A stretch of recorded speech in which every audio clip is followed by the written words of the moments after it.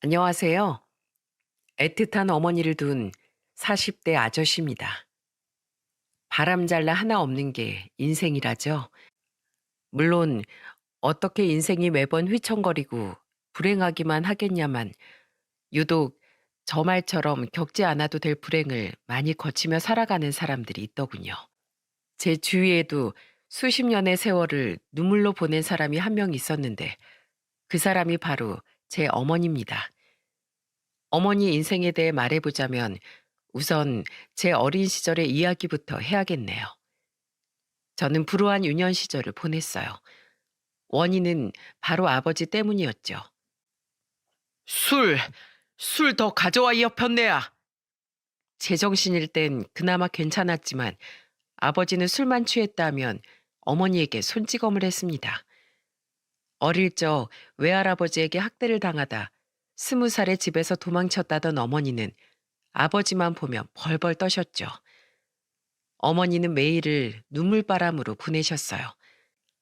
아버지는 아주 가끔씩은 누나들에게까지 손을 올리기도 했지만 유일한 아들인 저에겐 손찌검을 하지 않더군요. 제가 대장손이라는 이유로 말입니다. 널 못 데려가서 정말 미안하다, 영덕아. 엄마가 꼭 자주 만나러 올게. 제 나이 7살에 어머니는 결국 아버지와 이혼을 택했습니다.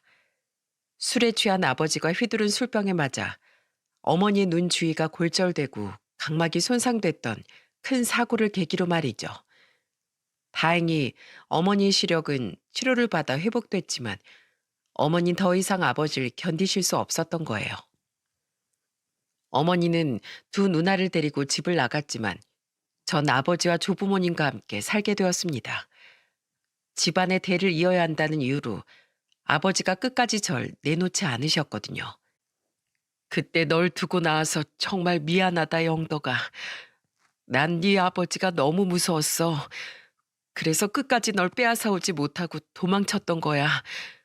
네 아버지가 내겐 손대지 않았으니 너만은 괜찮겠지 하는 마음으로 스스로를 합리화시키면서 말이야. 그것이 여태 내 마음속에 한으로 남아있을 줄 알았다면 빚을 져서라도 변호사를 써서 널 데리고 나올 걸. 너무도 후회가 되는구나. 제가 18살이었을 때 어머니가 제 손을 잡고 눈물을 글썽이며 하신 말씀입니다. 어머니는 이혼한 후에도 제게 한 약속대로 절 자주 찾아오셨어요. 학교 앞으로 찾아와 맛있는 걸 사주시기도 하고 종종 용돈을 쥐어주시기도 했죠. 아버지와 이혼한 후에도 어머니는 딱히 행복해 보이지 않았기에 저는 오히려 어머니가 늘 안쓰럽더군요. 장사는 잘 되세요? 누나들이 요즘엔 속 안 썩이고요. 이혼 후 어머니는 작은 식당을 하며 힘겹게 생계를 꾸려 나가셨는데 무엇보다 어머니를 힘들게 했던 건 바로 누나들이었어요. 사춘기가 온 이후 누나들은 크게 엇나가기 시작했거든요.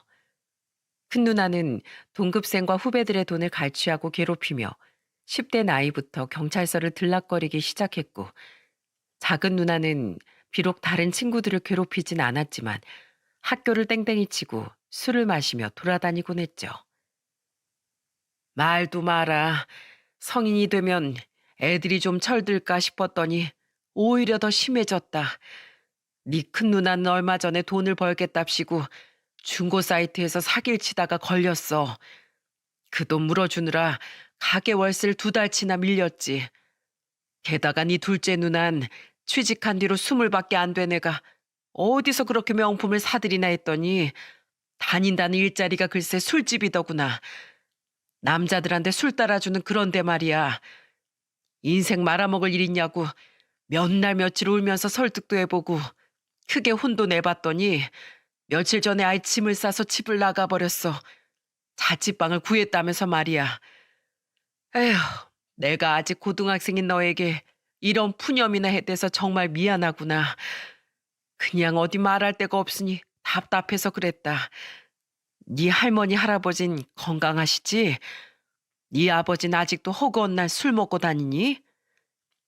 인생이 참 왜 이렇게 고달픈 건지 어머니와 저는 만날 때마다 서로의 불행한 근황만 전달할 수밖에 없었습니다. 그래도 다른 데다 말하기엔 자기 얼굴에 먹칠인지라 어머니와 저는 서로의 아픔을 보듬어주며 조금 희한한 유대 관계를 이어나갔죠. 할아버지 할머니는 좋은 분들이었습니다. 이혼한 후 아버지는 술을 먹고 들어오는 날엔 어머니 대신 두 분에게 술주정을 하곤 했어요. 다행이라고 말하긴 좀 그렇지만 아버진 자기 부모님에겐 손찌검을 하진 않았는데 대신 온 집안의 물건을 던지고 부수며 화풀이를 하더군요. 그럴 때마다 할머니는 절 감싸셨고 할아버지는 삿대질을 하며 아버지에게 화를 내시곤 했죠. 저놈이 저러니까 이혼을 당했지. 당장 그만두지 못해?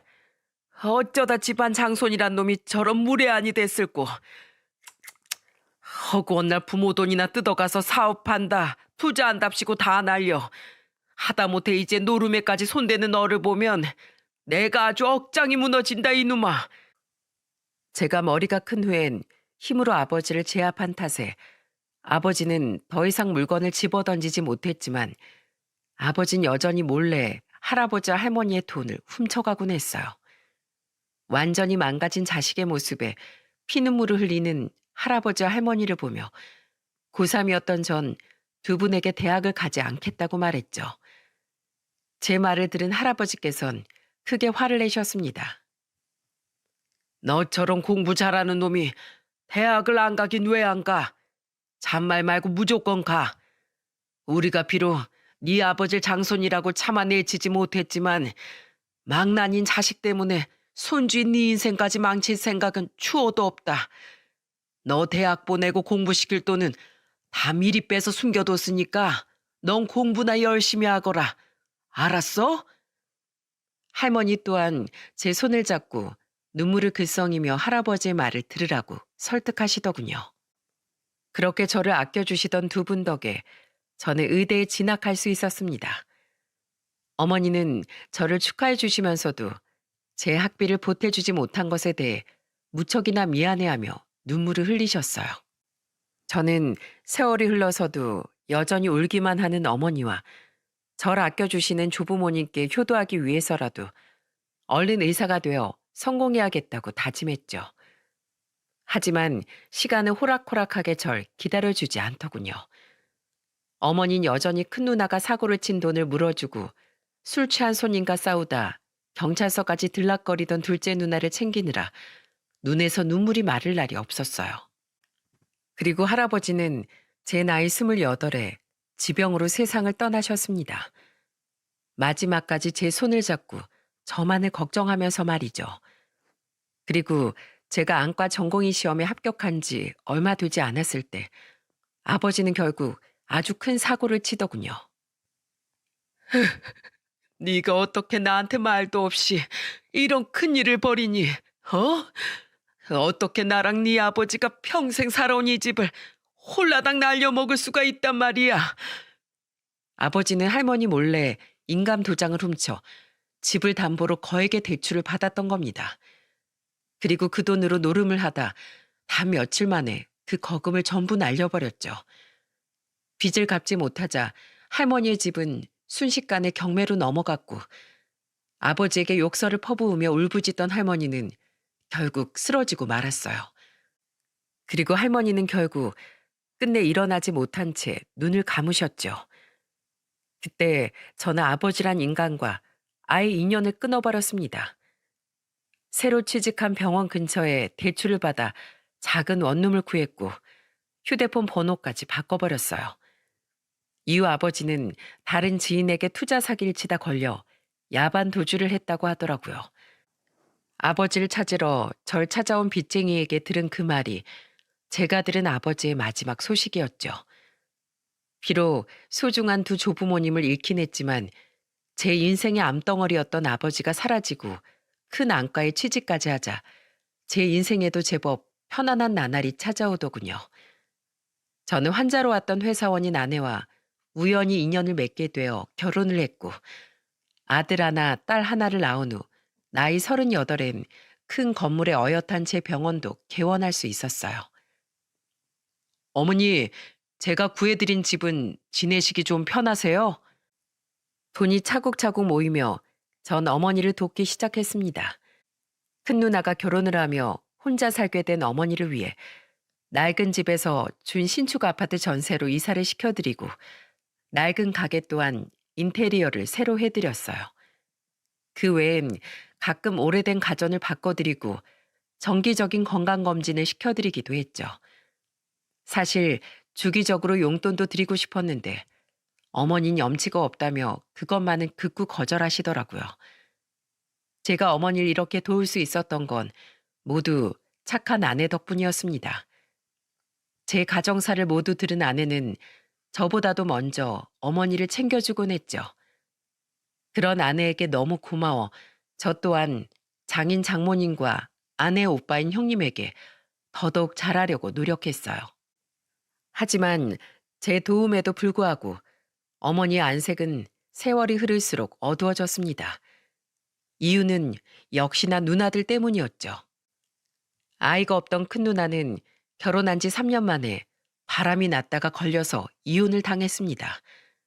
그 이후 혼자 살며 공인중개사로 일하던 큰 누나는 종종 제 병원에까지 찾아와 돈을 빌려달라고 했는데 그럴 때마다 저는 단칼에 누나의 부탁을 거절했습니다.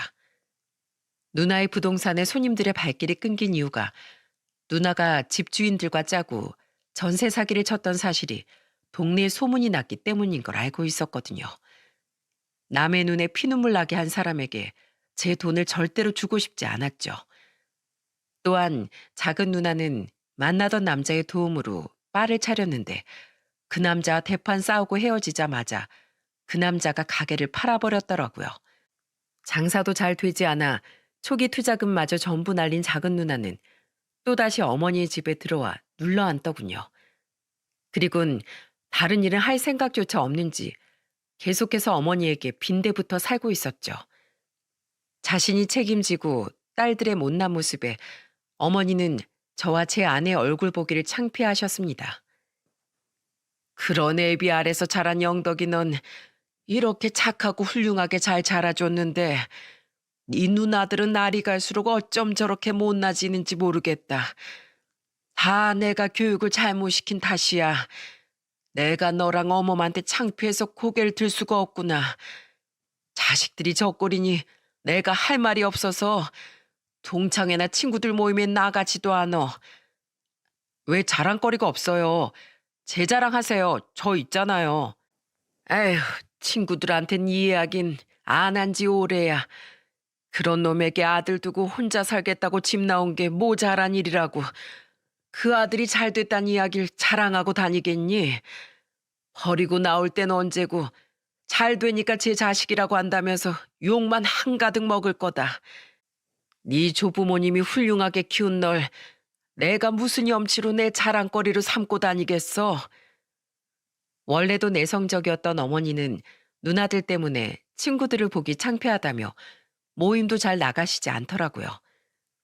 누나들 때문에 외롭게 속만 썩이며 사시던 어머니가 너무 마음에 걸려 저는 아내와 아이들 데리고 더 자주 어머니를 찾아뵙곤 했습니다. 그렇게 어느덧 제 나이 45이 된 해 어느 연말이었어요. 주말을 맞아 전 오랜만에 아내와 초등학생인 두 아이와 함께 외식을 하러 유명한 한우집으로 향했죠. 그 해가 가기 전 가족끼리 근사한 저녁을 먹고 싶었거든요. 식당에 도착한 후 안내된 개별 룸에서 한창 식사를 하던 전 요의가 느껴져 방을 나와 화장실로 향했습니다. 그리고 다시 방으로 돌아오던 와중 전 깜짝 놀라고 말았어요. 저희 방에서 조금 떨어진 홀의 중앙 단체석에서 아주 익숙한 얼굴을 발견했기 때문이었죠. 어머니? 그 사람은 바로 저희 어머니였습니다. 그 테이블엔 어머니 친구분들로 보이는 어머님들이 세 분 앉아 계시더군요. 떠들썩한 대화 내용을 얼추 들어보니 친구들을 잘 만나지 않던 어머니가 오랜만에 학창시절 친구들과 송년회 자리를 가지신 것 같더군요. 저는 반가운 마음에 어머니와 친구분들에게 인사를 드리고자 가까이 다가갔어요. 그런데 점점 가까워지며 들려오던 대화 내용은 굉장히 불쾌하기 짝이 없는 게 아니겠어요?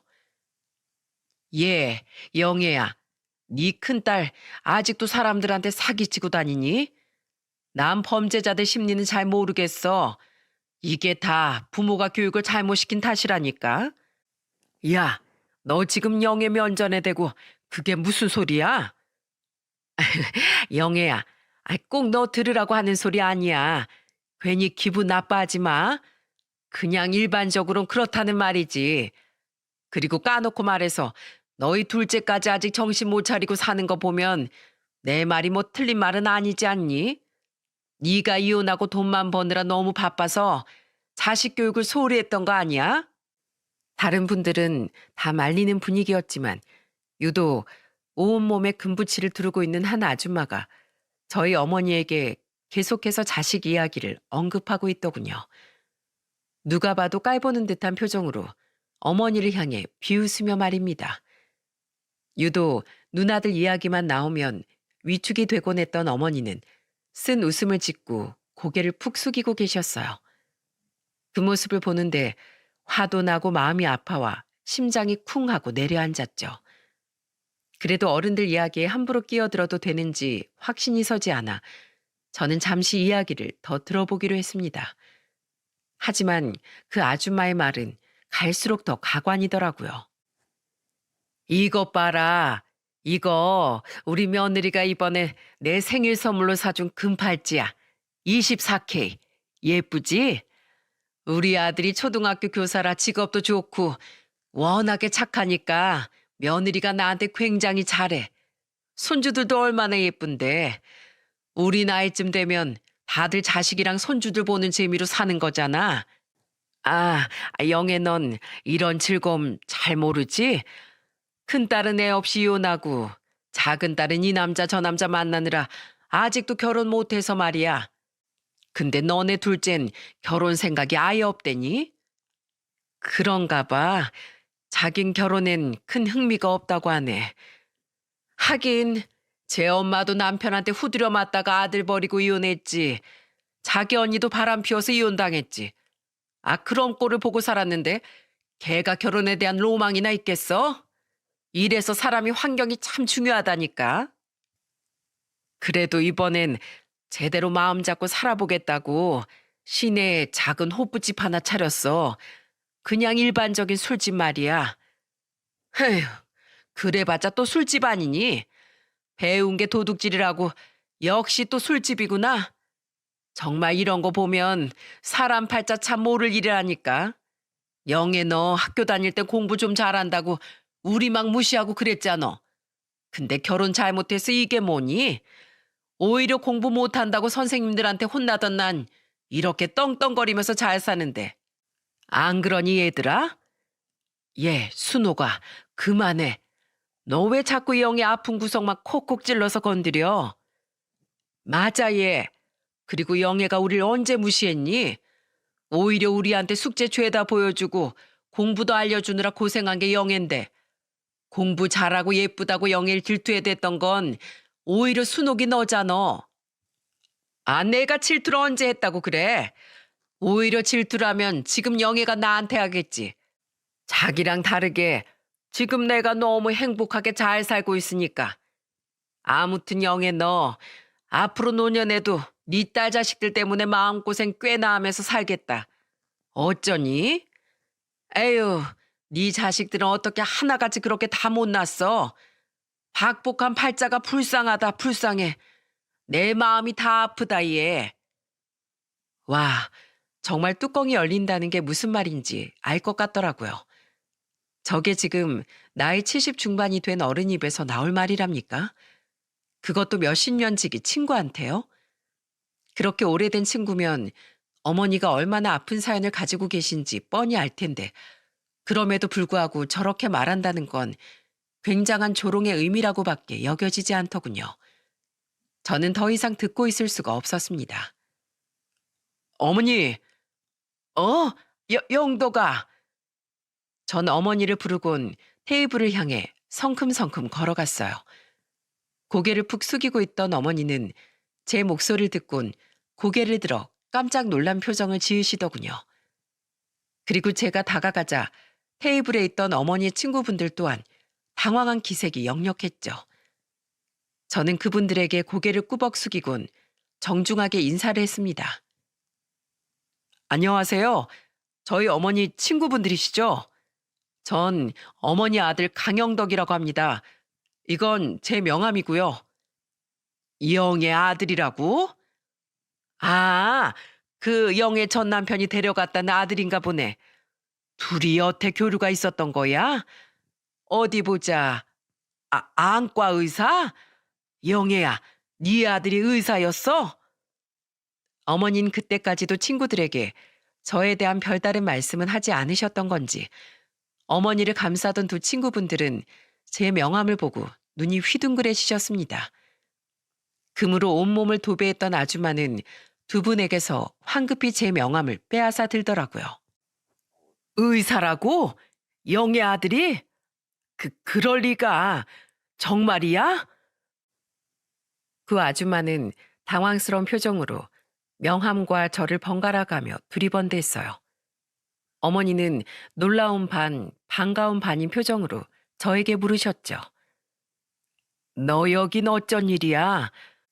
애들 엄마랑 애들이랑 저녁 먹으러 왔어요. 그건 그렇고 조금 섭섭하네, 어머니.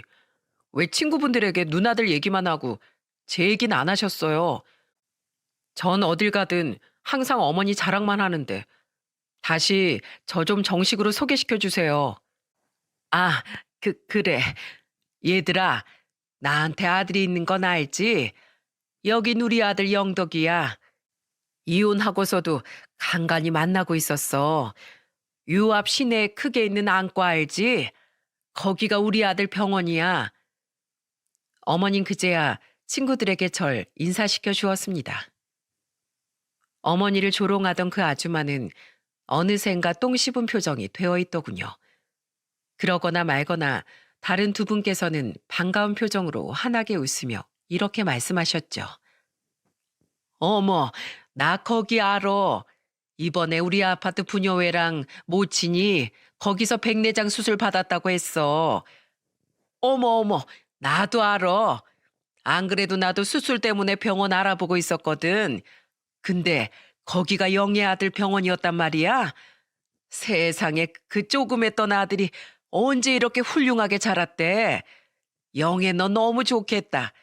이런 아들을 왜 여태 우리한테 자랑도 안 했어? 갑작스럽게 반전된 분위기에 어머니는 얼굴을 붉히셨어요. 두 어머님들은 저를 보며 흐뭇한 웃음을 지으시더군요. 한편 저희 어머니를 신나게 까내리던 그 아줌마는 심술난 표정으로 투덜거렸죠.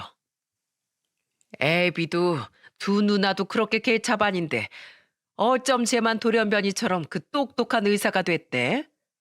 아, 아주머니, 아까 아주머니께서 말씀하셨잖아요. 저희 어머니가 학창 시절에 공부 잘하셨다고요. 제가 똑똑하신 저희 어머니 덕분에 이렇게 좋은 머리를 물려받아서 의사까지 될 수 있었잖아요. 저는 평생 어머니를 얻고 모시고 살아도 모자라다니까요. 그죠, 어머니? 너도 참 너스레는 우리 아들이 원래 이렇게 속도 깊고 착해. 저는 일부러 더 환하게 그 아줌마에게 웃어 보였습니다.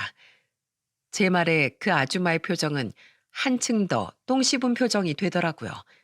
그 와중에 수술을 알아보고 있다던 다른 친구분이 제게 상기된 표정으로 물으시더군요.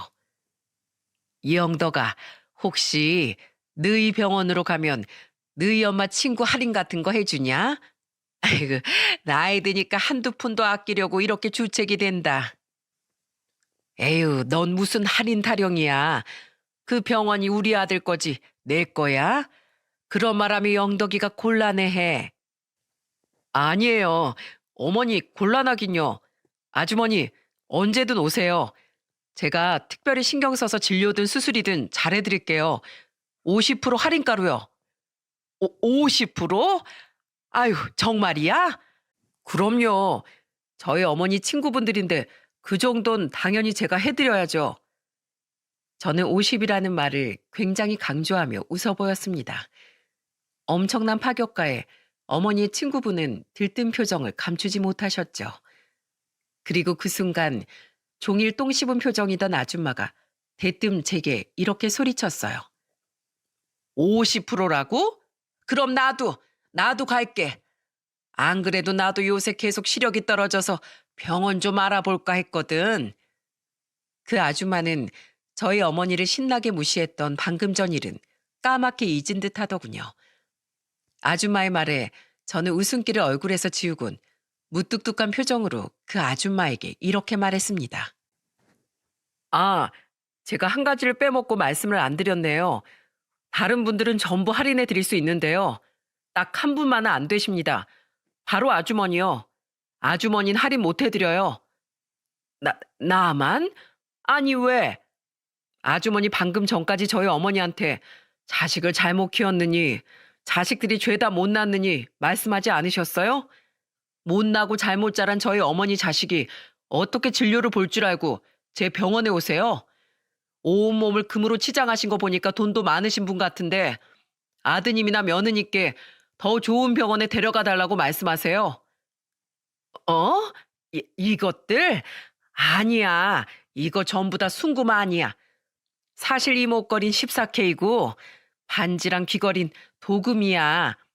남편도 일찍 보내고 혼자 지내는 노인네가 돈이 어디 있겠어. 나 돈 별로 없어. 그리고 자식 잘못 키웠단 얘긴 그냥 내가 친구로서 네 엄마가 안쓰러우니까 그렇게 얘기한 거지 별 뜻 없었다. 난 네 엄마랑 사실 굉장히 친해. 이것 봐, 이거.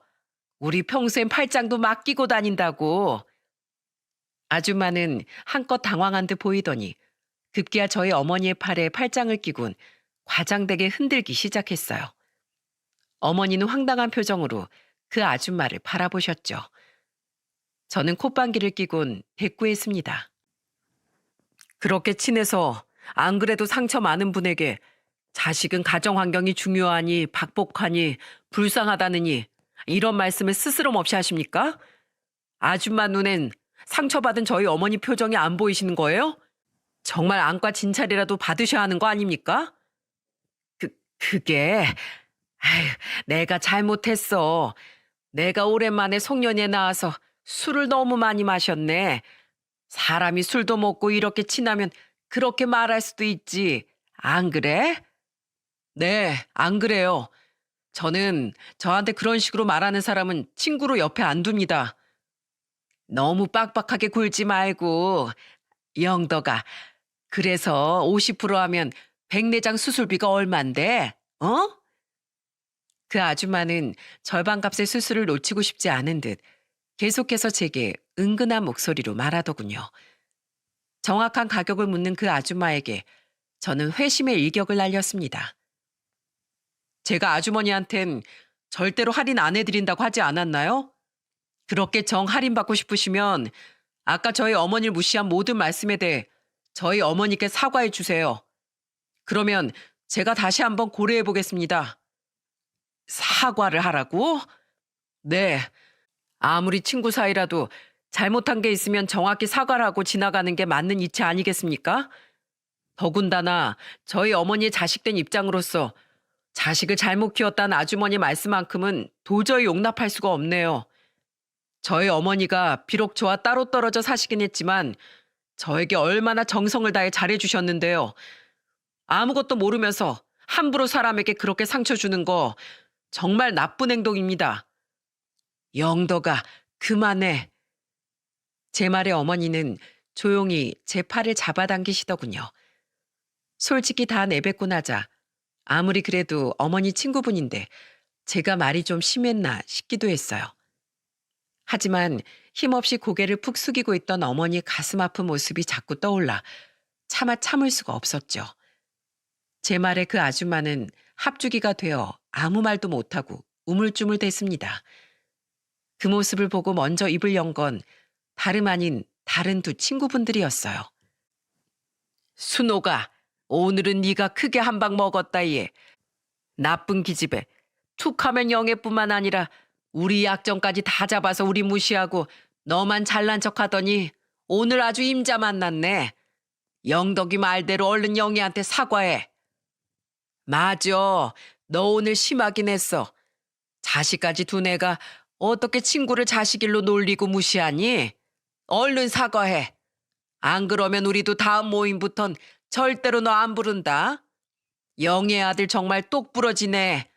영애 너 아들 하나는 참 잘 뒀다. 우리 영덕이가 좀 똑 부러지긴 하지. 연달은 두 분의 자식 칭찬에 어머니는 이번엔 수줍고 부끄러워서 어쩔 줄 모르시더라고요. 환하게 웃는 어머니의 모습을 보니 앙금이 약간이나마 풀리는 기분이었습니다. 자신을 빼고 훈훈해진 분위기에 그 아줌마는 버럭 소리를 지르며 끼어들더라고요. 그래, 한다 해. 그까지 사과 얼마든지 하면 되지. 영애야, 혹시 내 말에 속상했다면 미안하다. 어? 에이, 순호가, 너 그게 사과니? 너 영애가 착한 거 알고 그냥 대충 넘어가려는 거지? 그건 우리가 용납 못한다. 하려면 제대로 해야지. 그래, 영애야, 정말 미안하다. 사실 이번에 우리 아들이랑 며느리가 친정 부모만 데리고 해외여행을 다녀와서 내 부럽고 배알이 꼴려서 괜히 너한테 화풀이 한 번 했다. 적어도 너보다 내가 잘났다고 생각하면 마음이 편해져서 내가 아주 입이 방정이야 방정.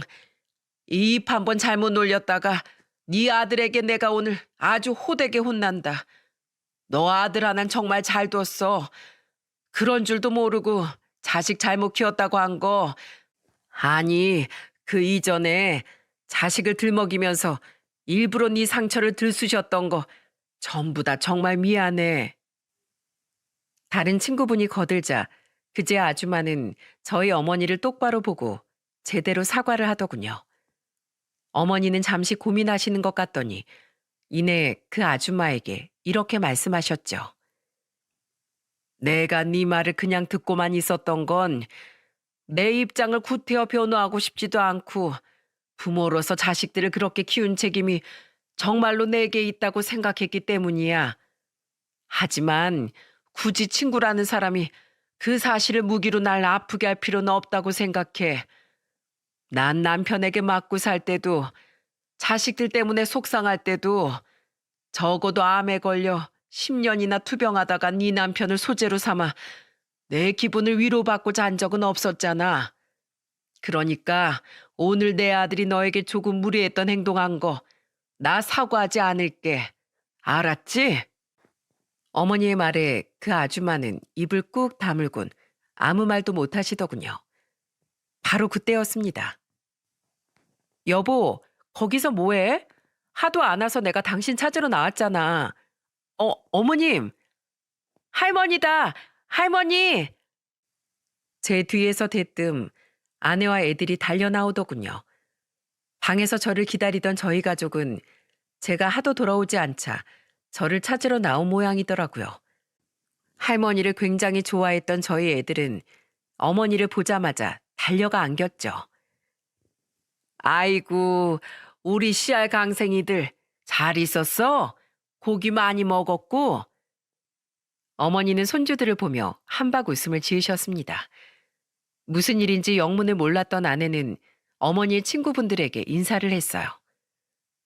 어머님, 오늘 여기서 모임 있으셨어요? 정말 너무 반갑네요. 안녕하세요. 저희 어머님 친구분들이신가 봐요. 앞으로도 모쪼록 저희 어머님 잘 부탁드립니다. 어머님 테이블 계산은 저희가 미리 다 해놓을게요. 친구분들이랑 편하게 식사하고 오세요. 아, 집에 어머님 선물 사놨는데 이렇게 뵐 줄 알았으면 가지고 나올 걸 그랬네요. 제가 백화점에서 예쁜 장갑 하나 사왔거든요. 색이 화사해서 어머님한테 정말 잘 어울릴 것 같더라고요. 내일 제가 회사 끝나고 선물 들고 어머님 식당으로 갈게요. 우리 같이 식당 정리하고 둘이서 오랜만에 데이트해 어머님. 꼭이요. 아내는 할머니를 방해하지 말라며 애들을 데리고 다시 방으로 들어가더군요. 저더러도 빨리 들어오라며 말입니다. 아내와 애들이 다시 돌아간 뒤 어머니는 그 아줌마에게 눈을 찡긋거리며 쐐기를 박으시더라고요. 순옥이 네 말대로 우리 나이엔 자식이랑 손주 보는 맛에 사는 거지. 내가 요즘 우리 며느리랑 손주들 보는 맛에 노년이 아주 즐거워. 비록 사위는 없지만 말이야. 아유, 순옥이 오늘 꿀을 제대로 먹었네. 아주 꿀 먹은 벙어리야. 한마디도 못해. 아이고, 웃겨라. 그러게. 그러니까 순옥아, 평소에 심보 좀 곱겠어. 이게 무슨 개망신이니? 그만두래. 순옥이 너무 민망하겠다. 순옥아, 내가 우리 아들한텐 다시 잘 말해 놓을게. 너도 할인해 주라고 말이야. 영덕아, 이 친구도 네 병원 가면 할인해 줄 수 있지? 개구져 보이는 어머니의 표정에 저는 어깨를 으쓱인 후 고개를 끄덕였습니다. 저는 그 아줌마를 보며 진심을 담아 말했죠. 저희 어머니께 사과도 하셨고 어머니께서 저렇게 말씀하시니 제가 할인을 안 해드릴 수가 없네요. 언제든 편하게 오세요. 제가 잘 봐드릴게요. 그리고 아주머니도 아시다시피 저희 어머니 정말 좋은 분이시잖아요. 부디 앞으로도 저희 어머니를 함부로 대하지 말고 좋은 친구로서 따뜻하게 대해주세요. 부탁드립니다. 오늘 제가 많이 무례했다면 늦었지만 사과드리겠습니다. 그럼 네 분 모두 즐거운 저녁 식사하세요. 저희 식구는 거의 다 먹어서 이만 가보겠습니다. 어머니, 저 먼저 가볼게요. 연락 주세요. 저는 허리를 꾸벅 숙여 정중히 인사하고는 방으로 들어가 가족들을 데리고 식당을 나왔습니다. 어머니의 테이블 계산을 하며 추가 고기를 주문해 놓는 것도 잊지 않고 말이죠. 집으로 돌아와 아내가 모르고 있던 식당에서의 전말을 아내에게 모두 이야기해 주니 아내는 가슴 아픈 표정을 짓더군요. 세상에, 그런 상황이었단 말이야? 그때 당신이 나설 수 있어서 정말 다행이다. 안 그랬으면 어머님이 혼자서 얼마나 속상하셨겠어. 가뜩이나 두 형님에 관한 일이면 당신하고 내 앞에서도 괜히 기죽어 하는 분인데 정말 잘했어. 그래도 어머님이 그 자리에서 그렇게 웃으면서 푸셨다는 건 그 아주머니랑 친하셔서 그러신 걸 거야. 정말 나쁜 분은 아니니까 그렇게 오랜 시간 동안 친구 사이로 지내실 수 있었던 거겠지. 아내의 말대로 그날 저녁 어머니는 제게 전화를 걸어 신이 난 목소리로 이렇게 말씀하셨어요. 아이고, 너 가고 나서 우리끼리 웃겨 죽는 줄 알았다. 순옥이 걔가 뭐라는 줄 알아? 혹시 이거 몰래카메라니? 어떻게 딱 그 상황에 너랑 며느리랑 손주들이 나타날 수 있냐면서 말이야.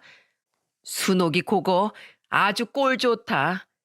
걔가 성격이 좀 모난 앤데 하도 아들한테 집착하다가 요즘 들어 아들이랑 며느리랑 좀 멀어지면서 성격이 더 베베 꼬였었어. 그 와중에 그날 희생양이 하필 나였던 거지. 사실 영덕이 너 아니었으면 난 그때 아무 말도 못했을 거야.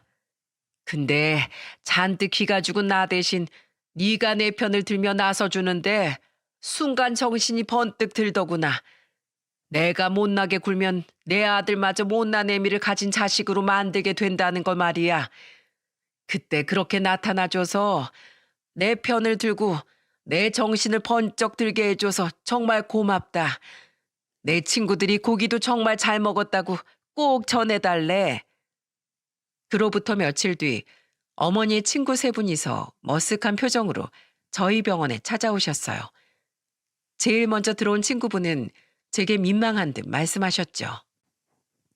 영덕아, 혹시 네가 그때 빈말로 한 말을 우리가 눈치도 없이 진짜로 알아듣고 온 건 아니지? 곤란한 거면 지금이라도 꼭 말해주렴. 우린 정말로 영애 아들에게 피해주고 싶은 마음은 일절 없어. 그저 우린 꼭 수술을 잘해주는 병원이 필요해서 왔어.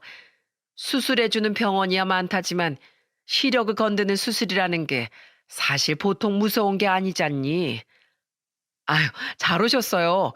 안 그래도 하도 안 오시길래 언제 오시는지 어머니께 전화해서 여쭤보려고 했거든요.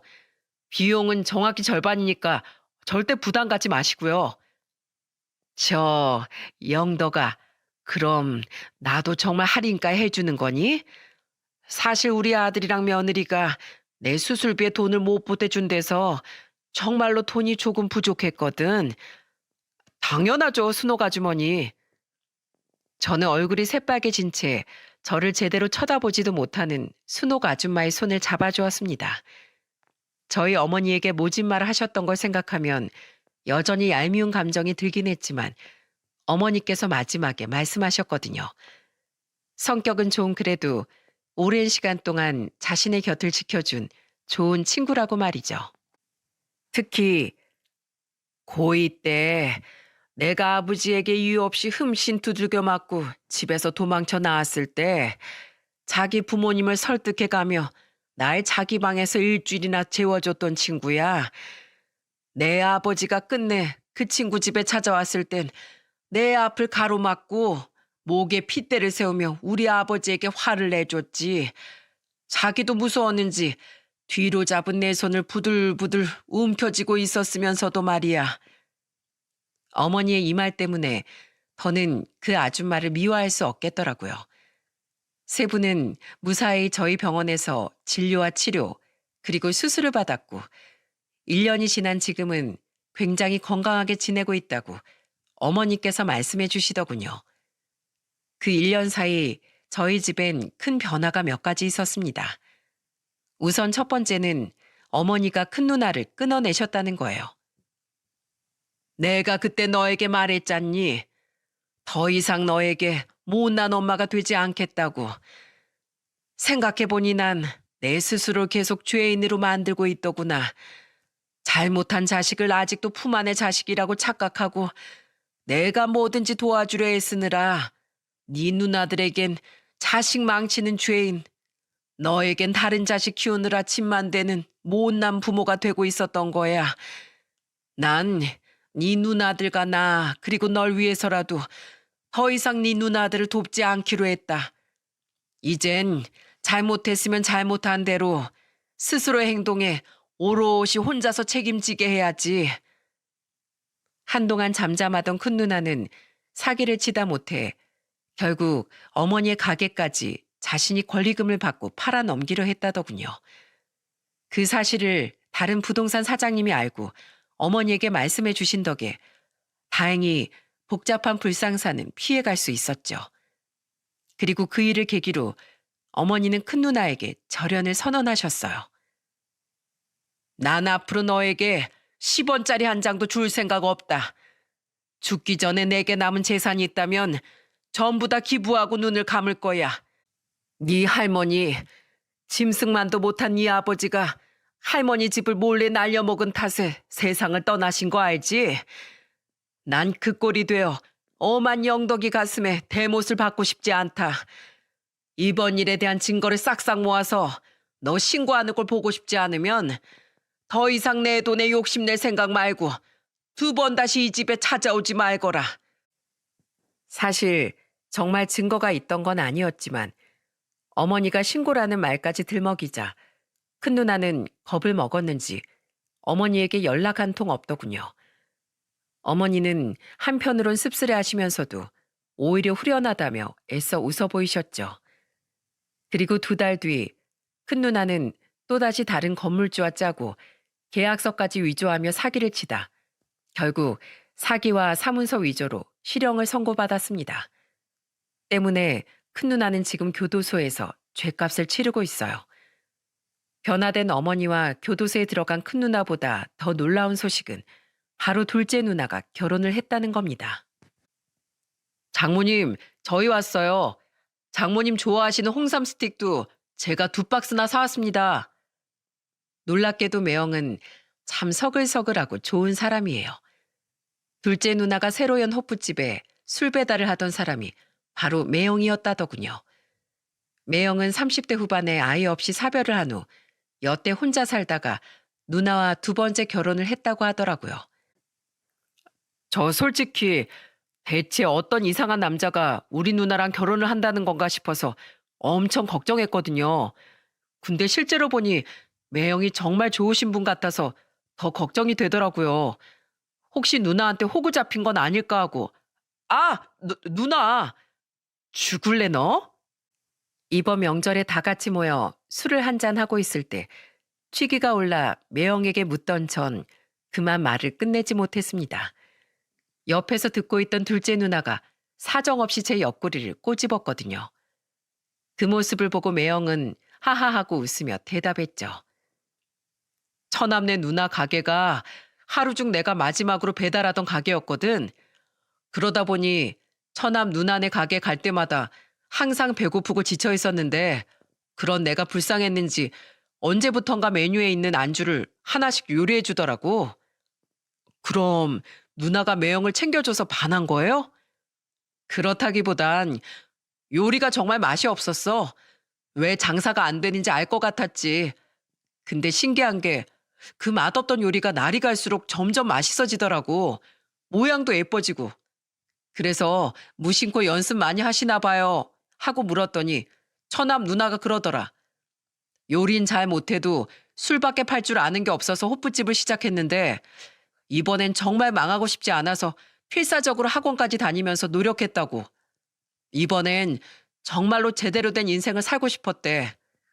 그러면서 스스럼 없이 자기 과거도 다 얘기해 주는데 자기 과거를 참 똑바로 마주할 줄 아는 용기 있는 사람이라고 생각했어. 결과적으로 지금은 음식도 맛있어지고 장사도 잘 되고 있으니 잘 된 일 아니겠어? 둘째 누나는 철없이 어머니를 힘들게 만들었던 자기 자신이 원망스럽고 후회된다고 하더군요. 솔직히 둘째 누나가 정말로 정신을 차린 건지 걱정이 되긴 합니다. 하지만 날이 갈수록 얼굴에 그늘이 걷히고 열심히 모은 돈으로 어머니께 다달이 생활비까지 보내는 둘째 누나를 보며 매형이 부디 둘째 누나가 힘들게 찾은 휴식처이자 인생의 종점이기를 간절히 바라고 있어요. 그리고 최근 어머니는 오랫동안 운영하던 식당을 정리하셨습니다. 연세가 70 중반을 넘긴지라 이젠 식당 일이 힘에 부치신다면서요. 그럼 어머니, 이제 저희 집으로 들어와서 함께 사시는 거 어때요? 혼자서 집 청소하고 살림하는 것도 힘에 부치시잖아요. 애들 엄마도 어머니가 함께 사시길 바라고 있고요. 어머니는 저와 아내의 합가 제안을 몸이 따라줄 때까진 혼자 지내고 싶으시다며 단칼에 거절하셨어요. 아내는 그런 어머니에게 조금이라도 몸에 아픈 곳이 생기면 그땐 두말 없이 합가하겠다는 약속을 받아내고서야 저와 함께 집으로 돌아오더군요. 할머니가 함께 못 살게 됐다는 소식에 저희 아이들은 많이 아쉬워했죠. 지금 저희 어머니는 노인 수영도 배우고 친구들과의 모임도 활발히 가지며 아주 즐거운 노년을 보내고 계십니다. 놀랍게도 최근 어머니의 모습은 제가 살면서 보아온 어머니의 모습 중 최고로 행복하고 즐거워 보여요. 아마 수많은 근심 걱정을 많이 내려놓으신 덕분이겠죠. 저는 앞으로 어머니에게 처음 찾아온 평온한 시간을 지켜드리기 위해 최선을 다할 생각이에요. 유년 시절부터 고된 시간을 견뎌왔던 저희 어머니는 노년에 이르러서야 비로소 인생의 가장 행복하고 평화로운 시기를 만나게 되셨습니다. 이렇듯 저는 인생은 항상 불행할 수만은 없다는 말을 많은 분들께 전하고 싶어 이렇게 사연을 보내게 되었어요. 아무리 힘든 역경과 장애물이 나를 고통스럽게 만든다고 한들 묵묵히 그 시간을 견뎌내며 살다 보면 언젠간 날 기다리고 있는 행복을 만날 수 있다고 말이죠. 여러분은 지금 인생의 어떤 시기를 지나고 계신가요? 끝이 보이지 않는 어둡고 긴 터널? 아니면 길을 알 수 없는 외로운 갈림길에 서 계실 수도 있겠네요. 그렇지만 여러분, 아득해 보이는 길에도 항상 그 끝은 있답니다. 끝은 다른 말로 새로운 시작을 의미하죠. 그러니 여러분, 힘든 이 시기를 끝까지 포기하지 말고 견뎌내어 우리 또 다른 시작에 다다릅시다. 비로소 행복이라는 결실의 말입니다. 그럼 저는 앞으로 저희 어머니와 아내 그리고 아이들과 함께 먼저 행복의 길을 걸어가고 있겠습니다. 머지않은 시간 안에 여러분 모두 행복 속에서 조우하길 빌게요. 감사합니다.